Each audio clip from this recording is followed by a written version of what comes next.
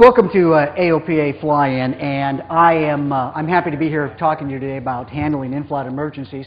And I got quite a few things to share with you today. Today is a very special day because today you're going to hear things you don't normally hear for a speech in this price range. So it'll be very unique. How many people have ever heard or seen me speak before? How many people have? Well, there goes that material. Who has never heard or seen me speak before? Okay. Who's never seen me sweat like this before? Excellent. Obviously, you've not seen my precision approaches. I sweat a lot during those. Folks, let me tell you what I believe about flying airplanes. And first of all, I'm all wired up here. I look like part of the Borg collective, so I do apologize. This is what I believe about flying airplanes. Number one, I believe that if airplane flying required luck in order to do it safely, I would never get in an airplane again, and that is the honest to goodness truth. I just wouldn't do it, unless, of course, maybe I had a helmet and only flew over mattress factories. But I honestly don't believe that. Luck is one of those qualities that identifies an area in our vocabulary where we don't have sufficient vocabulary to explain why some pilots can fly for such a long time and fly safely.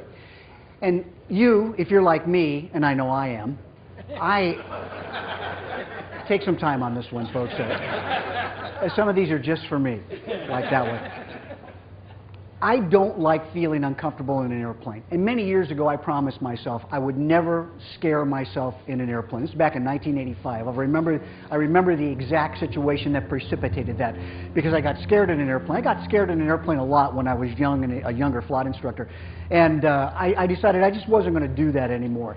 And as a result, I developed this particular seminar to help answer some of the questions that you and I have about what it takes to be safe in an airplane. In other words, what happens if you have one of the unusual conditions we call an in-flight emergency? Well, that's what we're going to talk about today. And then I'll give you a chance, after I talk and do my little spiel, I'll give you a chance to ask me some questions about what concerns you in an airplane.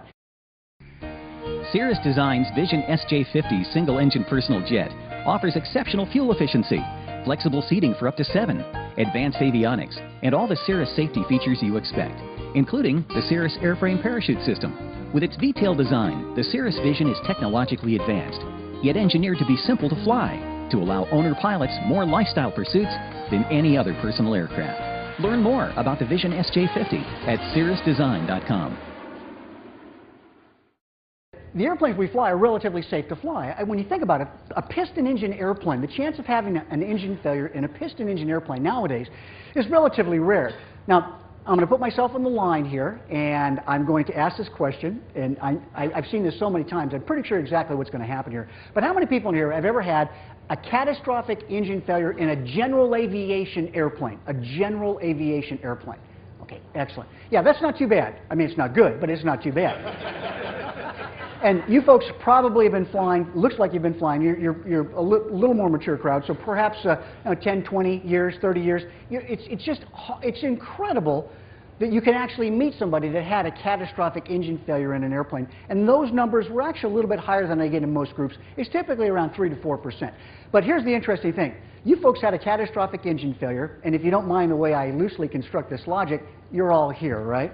Exactly. Yeah, but what about the people that did have one that aren't here? Okay, we're not talking about that group. Okay? It just aren't that many. So if you play with the statistics right, you can really make this work to your advantage. But the fact is, airplane flying is pretty safe. All you have to do is this. Number one, fly airplanes that are reasonably well maintained, correct? In other words, you shouldn't fly an airplane that is so, well, is so poorly maintained that the Blue Book value varies based on the amount of gas in the tank. That's more. And that goes without saying. You shouldn't fly an airplane that is so poorly performs that the only reason it appears to climb is because the Earth is curved. So you got a good idea there what goes on, and it's rare to have a problem in an airplane. But when you do have one, it's nice to know what to do, correct?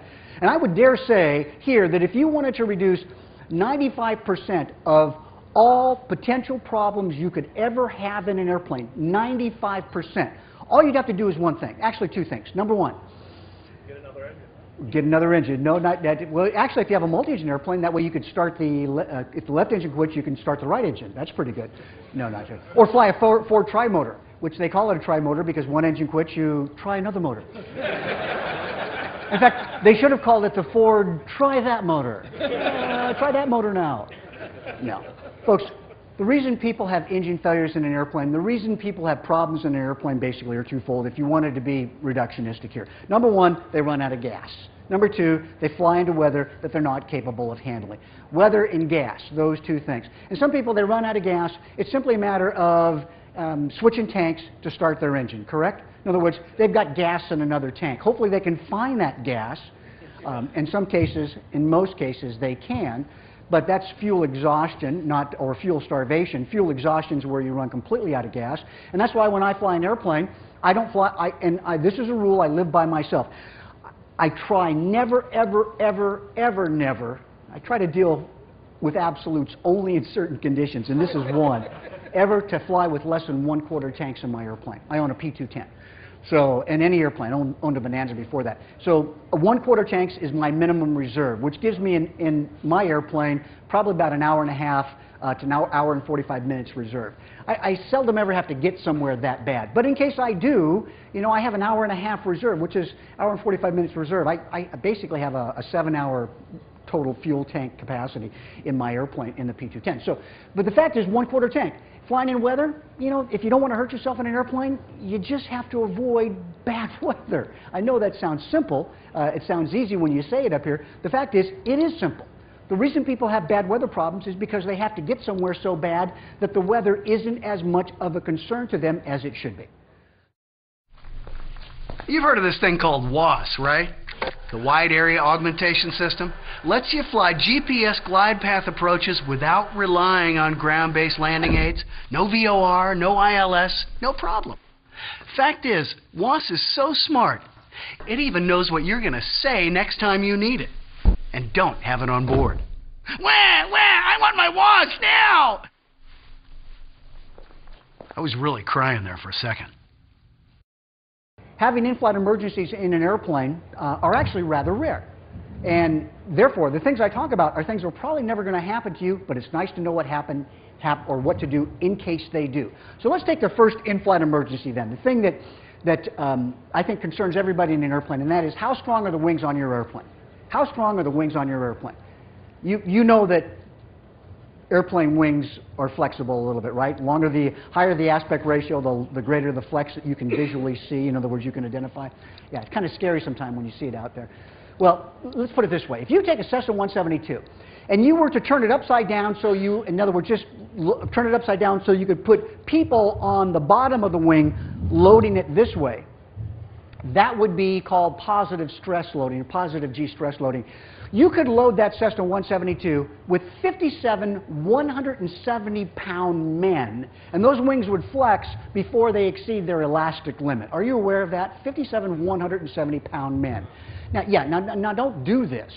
Unless, of course, it's a rental. Then in that case, but wings don't break because of clear air turbulence, and clear air turbulence breaking a wing, in other words, snapping it off by wind shear. It doesn't work that way. Wings typically break for one very important reason. Remember, wings are very, very strong.